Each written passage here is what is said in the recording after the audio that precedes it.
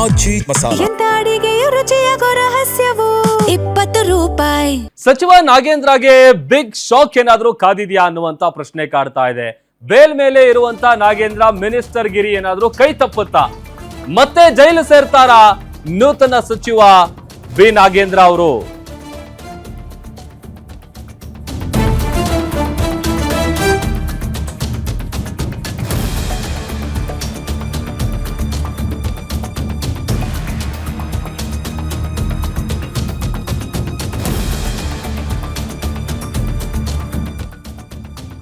ಮತ್ತೆ ಜೈಲು ಸೇರ್ತಾರಾ ನೂತನ ಸಚಿವ ನಾಗೇಂದ್ರ ಅನ್ನುವಂತ ಪ್ರಶ್ನೆ ಕಾಡ್ತಾ ಇದೆ. ಸಚಿವ ಸ್ಥಾನದ ಕಸರತ್ತೆ ನಾಗೇಂದ್ರ ಅವರಿಗೆ ಮುಳುವಾಗುತ್ತಾ? ಕೋರ್ಟ್ ರೂಲ್ಸ್ ಅನ್ನ ಫಾಲೋ ಮಾಡಿಲ್ವಾ ಮಿನಿಸ್ಟರ್ ನಾಗೇಂದ್ರ ಅವರು? ಸಚಿವ ಸ್ಥಾನ ಕಸರತ್ತಿಗೆ 2 ಬಾರಿ ದೆಹಲಿಗೆ ಹೋಗಿರುವಂತಹ ಸಾಧ್ಯತೆ ಇದೆ.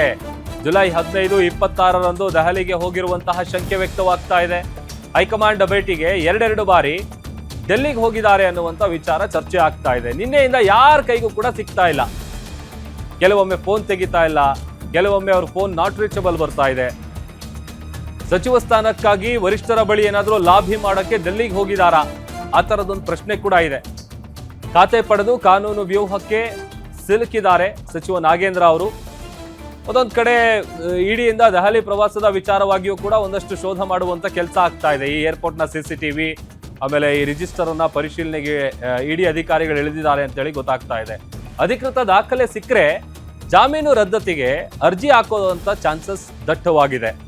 ರಾಜ್ಯ ಬಿಟ್ಟು ಹೋಗೋದಕ್ಕೆ ಅನುಮತಿ ಕಡ್ಡಾಯ ಅನ್ನುವಂತ ಷರತ್ತೇನಿದೆಯಲ್ಲ, ಅದನ್ನ ಉಲ್ಲಂಘನೆ ಮಾಡದಂತಾಗತ್ತೆ. ಒಂದ್ ವೇಳೆ ಅವ್ರು ನಿಜವಾಗ್ಲೂ ಹೋಗಿದ್ರೆ ಷರತ್ತು ಉಲ್ಲಂಘನೆ ಮಾಡಿರೋ ಆರೋಪದಲ್ಲಿ ಅವರ ಬೇಲನ್ನ ಕ್ಯಾನ್ಸಲ್ ಮಾಡಬಹುದಾದಂತ ಸಾಧ್ಯತೆ ಇದೆ.